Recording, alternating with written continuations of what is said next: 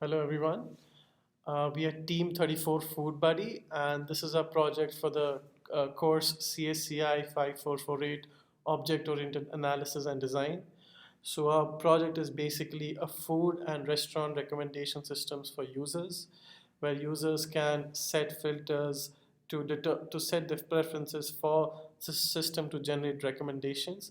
And a unique feature of the system the is the use of previous user feedback and the user preferences to generate recommendations. Now we're going to have a step through to the project setup. So for the so we have made use of the Spring MVC framework and Hibernate to build the entire system. And for mimicking the client request, we've used an application called Postman. So if you look at the entire system that's designed, so we have a main controller class which is defining all the request mappings that is coming from the client to the appropriate actions within the system. We have a service layer which is defined by the different managers that we have defined that we have over here. For example, let's say we have one of the requirement as creating a new profile. So a new profile could be an end user profile or an admin profile or a host profile. So when the postman or the client sends this request to sort of create a new profile, the main controller is going to get this request and it is going to forward this request to the profile manager, which is a service layer that we have defined, and the profile manager is going to take that request and execute that request and give the result back to the main controller so that it can be given back to the client. So we have different managers defined for different purposes, and the main controller is just going to forward the requests to the appropriate managers.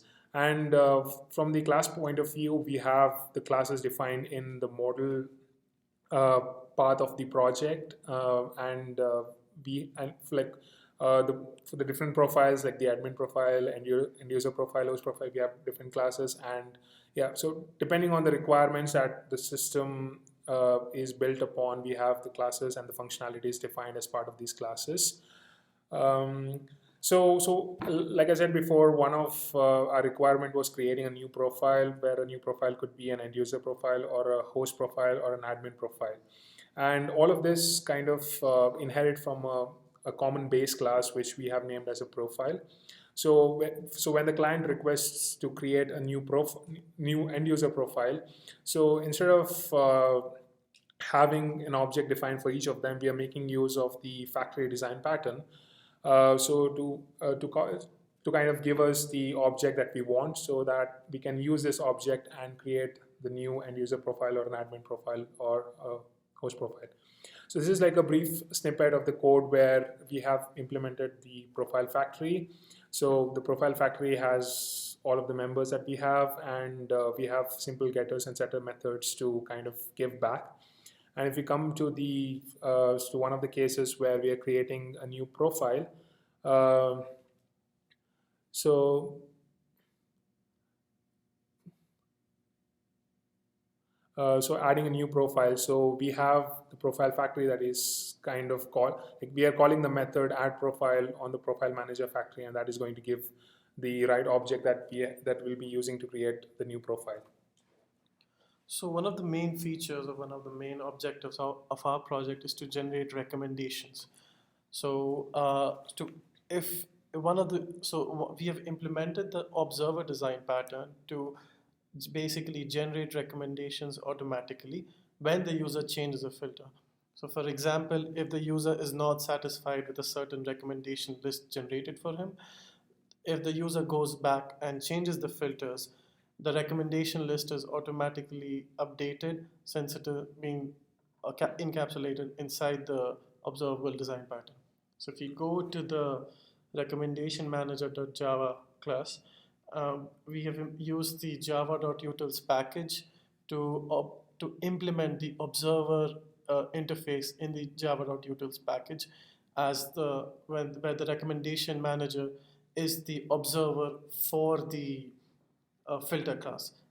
And the filter manager is the observable interface from the profile from the java.utils observer class, and here as you can see in our main factory, in our main code, that the recommendation manager subscribes to the filter manager, and it is updated when the filter is changed. It is updated automatically from the database. Now we would go for the next design pattern. There is another design pattern which we tried to implement in this project. It is the iterator design pattern. The recommendation list is generated using an algorithm which returns a hash map of the host itself.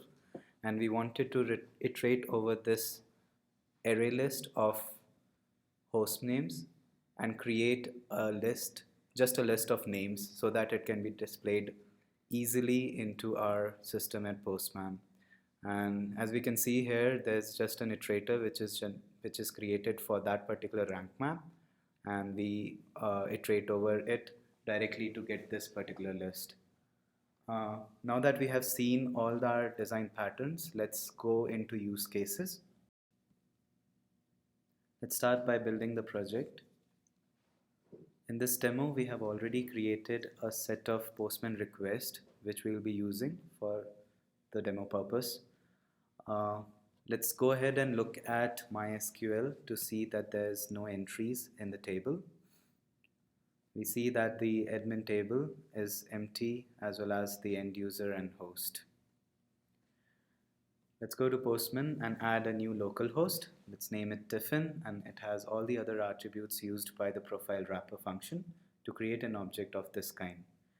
If we add host Tiffin and then go back to the MySQL, we see that a new host is added with the correct entries in it. For the purpose of demo, let's add 3 more hosts. We'll name them as Kalita Grill, Jaipur, and Domino's. If we go back to the database, we see all of these local hosts are now a part of our host table. These hosts have services associated with them, and any of the hosts who's using our system can add services which he offers. Let's add services for the first host, which is Tiffins. As the email ID of the host actually is used as an identifier in the table, we pass all our services with the email ID. So this particular service is for Tiffins, and the services added are payment type, services, cuisine offered, and etc. Let's send this to the database. Let's add service for Kalita Grill, Jaipur, and the noodle company. There's another profile which we should add if we want to create a new host. Let's name it as noodle company.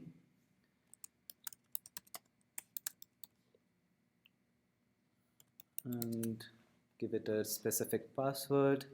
Go and add some services to it. Our Domino's host is still left with services, so we can go ahead and add them.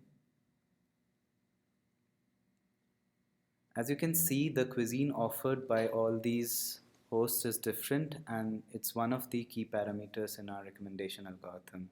If we go back to the SQL, we'll see that now the host also has cuisines and all other services added to them.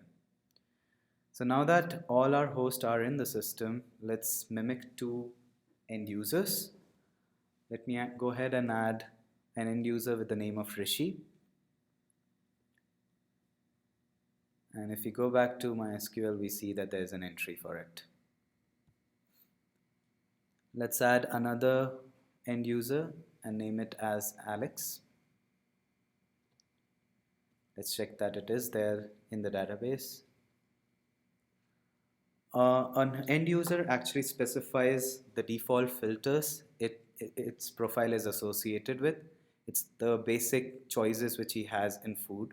Let's go ahead and add it for Rishi, which is one of our users.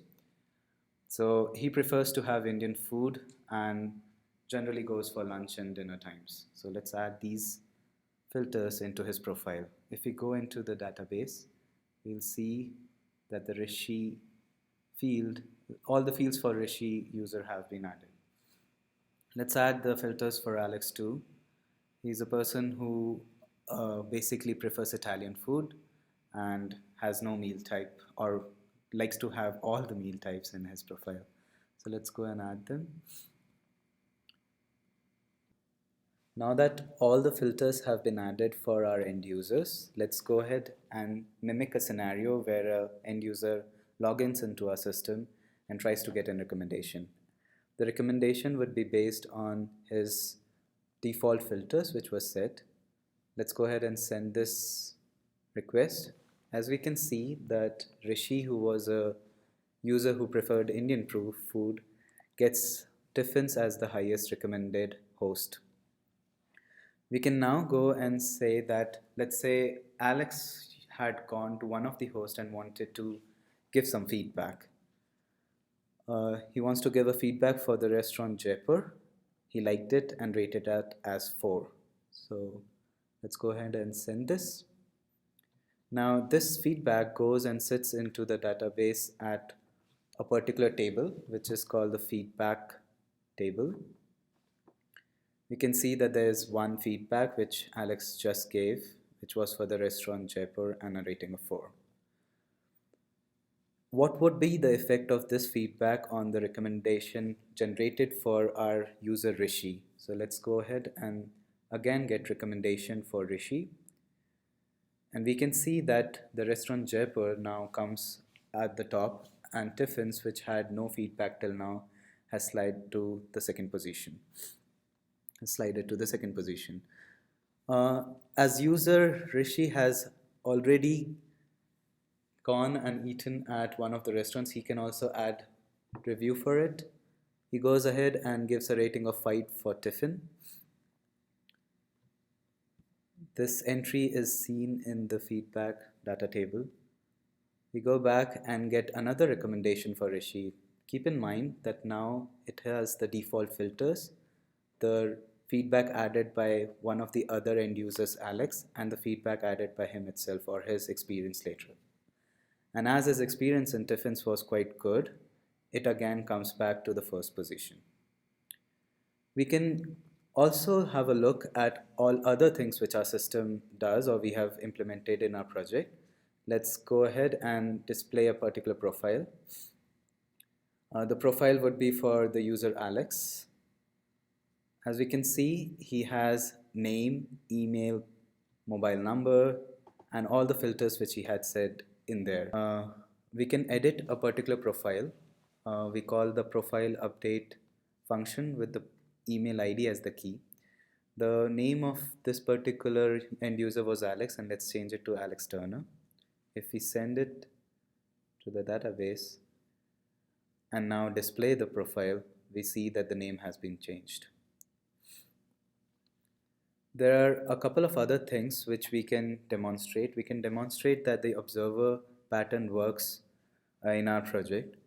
Observer pattern says that as soon as the end user changes any of the fields in my filter, a recommendation list is generated automatically without him going and explicitly looking for a recommendation list. So let's create the list for our user Rishi again. We see that the filters have changed and a recommendation list is output for this particular user. We can further see that we can add an admin into our system. Let's say that the name of the admin is Tim, and these are the other fields for him. We should go ahead and look in the database that an admin was added, and there he is. The admin has the ability to add a particular advertisement into the website. Let's say that we want to add an advertisement that there is 50% off on Mondays for McDonald's. We send this into the database, and that particular admin entry is now associated with advertisement. If we go ahead and display all these advertisements, they will be seen here. Another thing which the admin can do is delete a particular profile. Let's say that the host noodle company was something which was not liked and we want to delete it from our system. So we call profile delete function. We go ahead and send it and then display all the profiles, or let's say we display only the host profiles. We see that the host noodle company is no longer there. There's Chapur, there's Kalita Grill, and Tiffins. So that concludes our demonstration for this project. Thanks a lot.